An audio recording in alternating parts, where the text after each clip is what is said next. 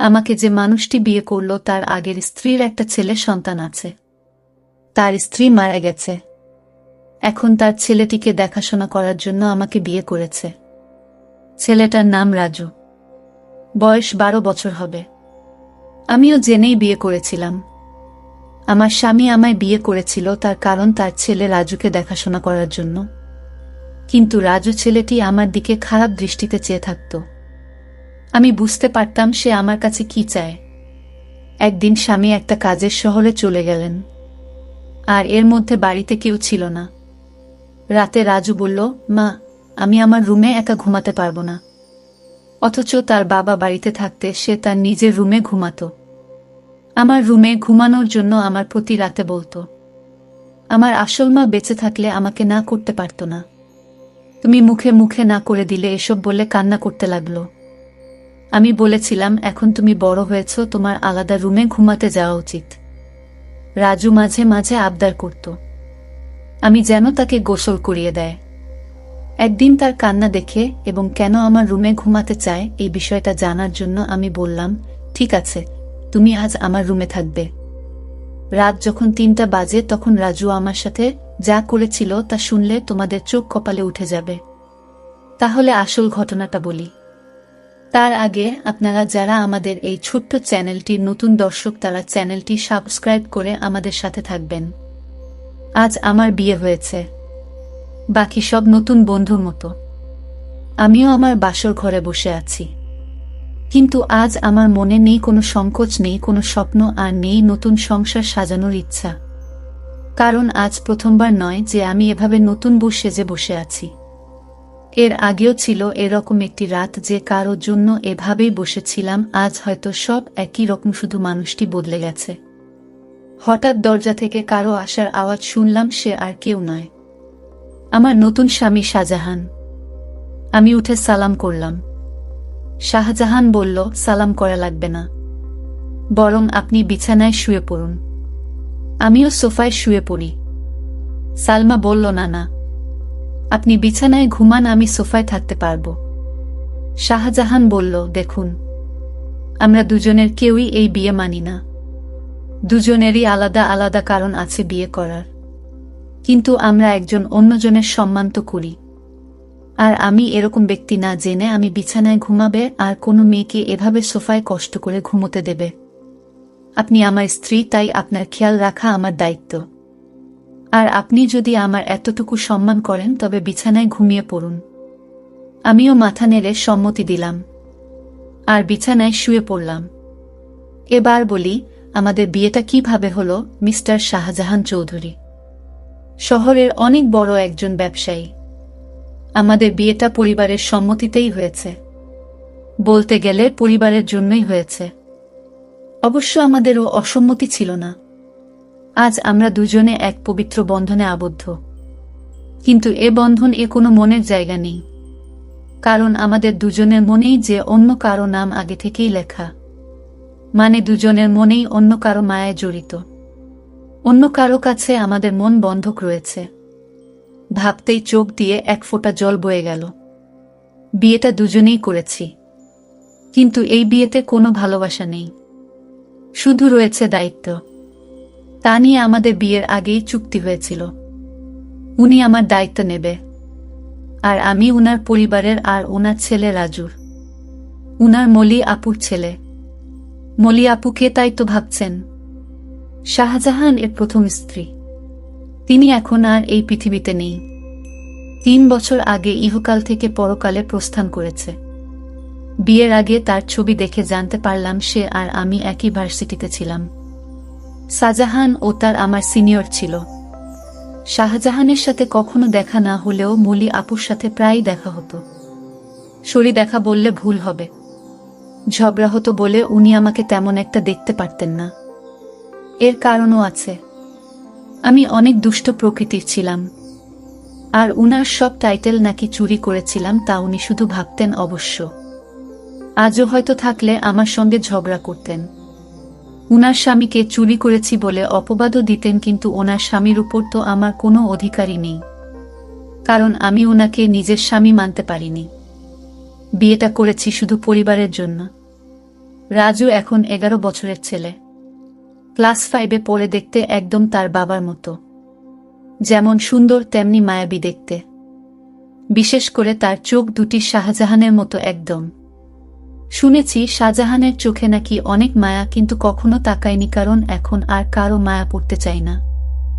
একবার পরে অনেক কেঁদেছি, আর কাঁদার ইচ্ছা নেই। আর না কষ্ট সহ্য করার ক্ষমতা আছে, সব বাদ দিয়ে এখন ঘুমিয়ে পড়ি। ঘুম থেকে উঠলাম, সকালের আলো যখন চোখে এসে পড়ল, উঠে দেখি শাহজাহান এখনো ঘুমোচ্ছে, কিন্তু জানলা থেকে আসা আলো তার ঘুমে ব্যাঘাত দিচ্ছে। তাই পর্দা বন্ধ করে দিয়ে আসলাম। এসে রেডি হয়ে বাইরে চলে আসলাম। এসে দেখি আমার শাশুড়ি মা আর ভাবি আগে থেকেই উঠেছে। আরে বোমা, তুমি এত সকালে কেন? আমি বললাম, আসলে মা ঘুম ভেঙে গিয়েছিল তাই। ভাবি, তা ঠিক আছে, কিন্তু আমাদের নতুন বোমা কোনো সাজে না, না কোনো গয়না। যাও পরে আসো। ভাবি, আসলে আমার সাজা পছন্দ না। ভাবি বলল, জানি, তাই তো গতকাল নিজের বিয়েতেও সজনি। মা বলল, বিয়েটা কি তেমন ভাবে হয়েছে, নাকি তোর দেবার জন্য কিছুই করতে পারলাম না? ভাবি বলে, থাক মা, বাদ দেন। মা, আমাদের নতুন বউ তো এমনিতেই চাঁদের টুকরা, ওর সাজা গোজা লাগবে না। ভাবি, আমি বুঝি সুন্দর না, মুখ গোমরা করে মা বলল, তুইও খুবই সুন্দর, কিন্তু মা জানো, আমি ছেলে হলে ঠিকই প্রেমে পড়তাম। আমার যা তা এত সুন্দর, সবাই হাসাহাসি করত। সালমা বলল, মা আমি আপনাদের জন্য চা বানিয়ে আনি। মা বলল, আরে না, তুই বস, আমরা সব করব। সালমা বলল, মা আমার ভালো লাগে না এমনি বসে থাকলে। মা, কিন্তু সালমা প্লিজ মা। ভাবে বলল, আচ্ছা তাহলে আমি সাহায্য করি, আর সাথে অনেক গল্প করব, কেমন? সালমা, আচ্ছা। সালমা চা বানালো, আর রানু ও ভাবির সাথে গল্প করল। আসলে গল্প করছিল না, শুধু শুনছিল। চা বানানো শেষে নিয়ে আসে। এসে দেখে মা, বাবা আর শাহজাহানের ভাইয়া বসে আছে। বসে বসে গল্প করছে, সবাইকে চা দিল। বাবা বলল, অনেক মজা হয়েছে, তোমার চায়ের থেকেও মজা হয়েছে। শাহজাহান, হ্যাঁ, অনেক অনেক ভালো হয়েছে। রানুকে একটু চা বানানো শিখিয়ে দিয়ে। রানু, কি এত বড় কথা, কাল থেকে 7 দিন তোমার চা বন্ধ? বাবা বলল, না না, আমি তো দুষ্টুমি করে বলেছি। তুমি তো জানো আমি চা ছাড়া থাকতে পারি না। এভাবে সবাই চা খেয়ে নিলাম। তারপর আমি আমার স্বামী রুমে গেলাম, গিয়ে দেখি অবাক কাণ্ড। শাহজাহানের ছেলে, অর্থাৎ আমার স্বামীর ছেলে তো আমারই ছেলে, সে তো বড় দুষ্টু হয়ে গেছে অল্প বয়সে। মনে হয় পেকে গেছে। গিয়ে দেখি একটা পুতুল হাতে নিয়ে বলছে, তুমি কবে আমার হবে মা, কবে আমায় কাছে টেনে নেবে? আমি যে আসতে পারছি না মা। আমি অবাক হয়ে তার কথাগুলো শুনতে পেলাম, কোনো মাকে সে চায়, আর মায়ের কাছে তার কিসের চাওয়া? আর তার মা তো বেঁচে নেই। তাহলে আমাকে নিয়ে কিছু বলছে নাকি? এত ছোট ছেলেই বয়সে পেকে গেছে। কি বলছে কিছুই বুঝতে পারছি না। কিছুদিন পর আমার স্বামী ব্যবসার কাছে বাইরে গেলেন। কিছুদিনের জন্য রাজু ছেলেটি আমার দিকে সব সময় এক অদ্ভুত দৃষ্টিতে তাকিয়ে থাকে। মনে হয় তার চোখের ভিতর হাজারো পিপাসা। আমি হঠাৎ জিজ্ঞেস করলাম, এই রাজু, তুমি এভাবে আমার দিকে তাকিয়ে কি দেখছ? আমি আপনার চেহারা দেখছি। আপনার চেহারায় এতটাই মায়া যে আপনার চেহারায় আমি একটা অদ্ভুত জিনিস দেখতে পাই। আমি তো তার কথা শুনে অবাক, এতটুকু বাচ্চা ছেলে এসব কি বলে? হঠাৎ আমাকে জিজ্ঞেস করে ফেলল, আচ্ছা মা, তুমি বাবাকে কেন বিয়ে করলেন? আমি বললাম, দেখো তুমি ছোট মানুষ, আর তাই তোমাকে দেখাশোনার জন্য তোমার বাবা আমাকে বিয়ে করেছে। রাজু ইদানিং দেখছি আমার দিকে অদ্ভুত দৃষ্টিতে তাকিয়ে থাকে। আমি যেখানে যাই সেখানে আমাকে ফলো করে। আমি গোসল করতে গেলাম। রাজু বলছে, মা অনেক দিন হলো আমার মা আমাকে গোসল করিয়ে দেয় না, আমাকে ভাত খাইয়ে দেয় না। মা, তুমি তো আমার মা, যেহেতু আমার আগে মা মারা গেছে। এখন আমার মা হিসেবে আমার আব্বু তোমাকে বিয়ে করে এনেছে মায়ের শূন্যতা পূরণ করার জন্য। মা, আমাকে তোমার হাতে গোসল করিয়ে দাও। আমি বললাম, দেখো রাজু, তুমি যখন ছোট ছিলে তখন তোমার মা তোমাকে গোসল করিয়ে দিত, আর এখন তো তুমি বড় হয়েছ, তুমি নিজ হাতে গোসল করতে শিখেছ। তাই এখন আর আমি তোমাকে কিভাবে গোসল করিয়ে দেয়? তুমি নিজেই করতে পারবে বাবা। সৎমা পর কখনো মা হয় না। আমি বুঝতে পারলাম আমাকে তোমার কোনো হেল্প করতে হবে না। এই বলে রাজু চলে গেল। আমি চিন্তা করলাম আমার কি কোথাও ভুল হয়েছে। আমি তো এখন তার মা, আর তাই মা হিসেবে আমার কর্তব্য পালন করা উচিত ছিল। কিন্তু তো তার বাবা বাড়িতে থাকাকালীন আমার হাতে গোসল করতে চাইতো না। আজ বাড়িতে তার বাবা নেই। আসলে কারণটা কি, বিষয়টা আমি কিছুই বুঝতে পারছি না। এসব ভাবতে ভাবতে রাতের রান্না শেষ করে আমার রুমে গিয়ে রাজুকে ডাক দিলাম। গিয়ে দেখি আমার একটা ছবি হাতে নিয়ে ছবিটির সাথে কি যেন বলছে, আর ছবির সাথে এক অদ্ভুত আচরণ করছে, আর বলছে আমার মনের আশাটুকু কবে পূরণ হবে মা। রাজু চোখের পানি ছেড়ে কান্না করছে আর বলছে। আমি ডাক দিলাম, রাজু তুমি কান্না করছো কেন, তোমার কি হয়েছে? কিছু হয়নি মা, আমি আসছি, তুমি যাও। আমি এক গভীর চিন্তায় পড়ে গেলাম। রাজু আমার কাছে কি চায় তার দৃষ্টিভঙ্গি আমার কাছে স্বাভাবিক মনে হচ্ছে না। রাজু খেতে বসল আর তার মাকে বলতে লাগলো, মা আজ রাতে আমি তোমার রুমে ঘুমাবো। আমার ওই রুমে একা একা ঘুমাতে ভয় লাগে। আমি বললাম, রাজু তুমি এখন বড় হয়েছ, তোমার ভয় পাবার কথা না, তুমি তোমার রুমে ঘুমাও, কিছু হবে না। রাজু আমার কথার জবাবে বলল, আরে মা, আমার আসল মা যদি বেঁচে থাকতো তাহলে এভাবে মুখে মুখে না করতে পারত না। আমার সব ইচ্ছা আমার মা পূরণ করত। আচ্ছা রাজু, তোমার কাছে একটা প্রশ্ন, তোমার আব্বু যখন বাড়িতে ছিল তখন তুমি তোমার সব আবদারের কথা বলতে না। এখন তোমার আব্বু বাড়িতে নেই, আর এখন তোমার অনেক আবদারের কথা বলছো কেন বাবা? মা তুমি আমার কষ্ট বুঝবে না? আমি তো কিছুই বুঝি না, সব তুমি বোঝো। এসব কথা বাদ দিয়ে এখন ঘুমাতে যায়। রাত অনেক হয়েছে। রাজু চোখের পানি ছেড়ে তার রুমে চলে গেল, আর আমি শুয়ে শুয়ে রাজুর আবদারের কথা ভাবতে লাগলাম। রাজু আমার রুমে ঘুমাতে চাই, তার নাকি নিজের রুমে থাকতে ভয় করে। আবার বলে তাকে গোসল করিয়ে দিতে, আমার ছবি হাতে নিয়ে ছবিটির সাথে গুনগুনিয়ে কি জানি বলে। না, আমি কিছুই ভাবতে পারছি না। এসব ভাবতে ভাবতে আমার কিছুতেই ঘুম আসছে না। হঠাৎ রাজুর রুমে একটা আওয়াজ শুনতে পেলাম। আমি জানালা দিয়ে উকি দিয়ে দেখি ছবিটি হাতে নিয়ে ছবির সাথে এক অন্য রকম আচরণ করছে, আর মাঝে মাঝে হাসছে, আবার কান্নাও করতেছে। আমি এসব ভাবতে ভাবতে পাগলের মতো হয়ে গেলাম, কিছুতেই ঘুমাতে পারছিলাম না। কিন্তু হঠাৎ আমার মাথায় একটা বুদ্ধি এলো। আসলে রাজু আমার কাছে কি চায় তা আমার জানতে হবে। তাই আমি সিদ্ধান্ত নিলাম, আমি আমার রুমে তাকে থাকতে দিব, আর আমি ঘুমাবো না, ঘুমের ভান করে থাকব। তাহলে বুঝতে পারবো আসলে রাজু আমার কাছে কি চায়, তা স্পষ্ট হয়ে যাবে। তারপর দিন আমি রাজুকে বললাম, রাজু আজ তোমাকে আমার নিজের হাতে খাবার খাইয়ে দিব, তুমি খাবে? না না মা, আমি তোমার হাতের খাবার খাবো না, কারণ তুমি আমার আবদার পূরণ করো না। ঠিক আছে বাবা, তোমার সব কথা রাখবো, তুমি এবার আমার হাতে রান্না করা খাবার খেয়ে নাও। সত্যি বলছো মা? সত্যি, সত্যি। এবার রাজু খুশি হয়ে সে আমার হাতের খাবার খেল। ঠিক আছে বাবা, তাহলে তোমার আজকে তোমার রুমে থাকতে হবে না, তুমি আমার রুমে ঘুমাবে। কারণ আমি এখন বুঝতে পারছি বড় রুমে থাকতে তোমার ভয় লাগে, তাই না? তাহলে তুমি আমার কষ্টটুকু বুঝতে পেরেছ। তারপর রাজুর বাবার ফোন আসলো। সে ফোনে জানিয়ে দিল আমার আসতে আরো 15 দিন দেরি হবে।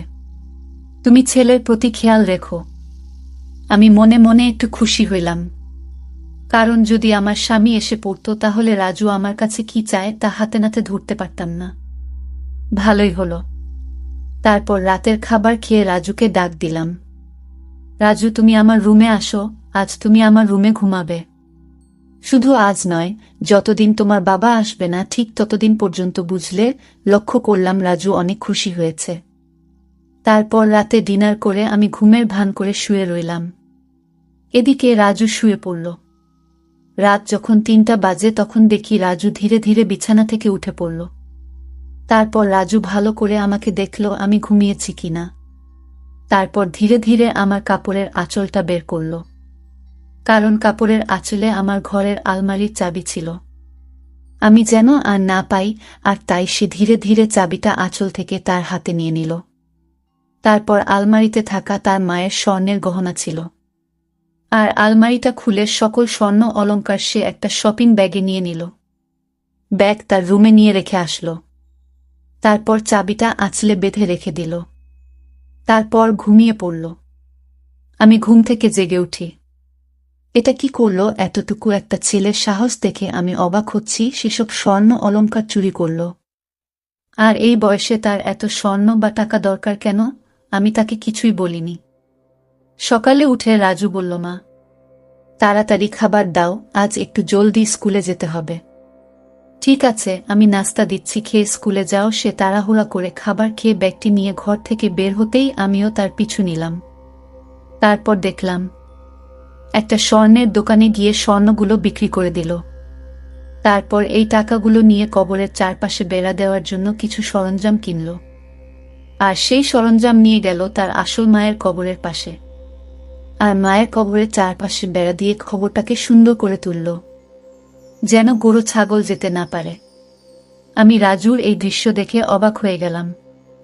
এতটুকু একটা ছেলে, মায়ের প্রতি ভালোবাসা, কিন্তু চুরি করে কেন করল? পরে আমি রাজুকে বললাম, বাবা, আমি তোমার সব কার্যকলাপ দেখেছি, তুমি চুরি করলে কেন? মা, তুমি জানো এখন আমার মায়ের টাকা দিয়ে কিনা আমার বাবা আমার মাকে অনেক কষ্ট দিয়েছে, আর তাই আমি আমার মায়ের সম্পদ বিক্রি করে মাকে দিয়ে আসলাম। ভালো করেনি মা। বাহ রাজু, তোমার মতো সন্তান যদি প্রতিটি ঘরে ঘরে থাকতো তাহলে পৃথিবীটা অনেক সুন্দর হয়ে যেত।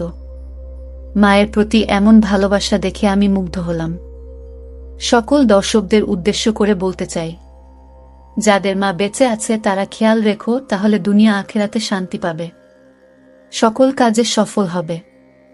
আর হ্যাঁ, মা ছাড়া এই দুনিয়াতে আপন কেউ নেই। যার মা নেই তার এই দুনিয়াতে কেউ নেই। বন্ধুরা, আজকের গল্পটা কেমন লাগলো তা কমেন্ট করে জানাবেন। আর আপনারা কোন ধরনের গল্প পছন্দ করেন তাও কমেন্ট করে জানাবেন। সকলে ভালো থাকবেন, দেখা হবে নতুন কোনো ভিডিওতে। ভিডিওটি শেষ পর্যন্ত দেখার জন্য সবাইকে অসংখ্য অসংখ্য ধন্যবাদ।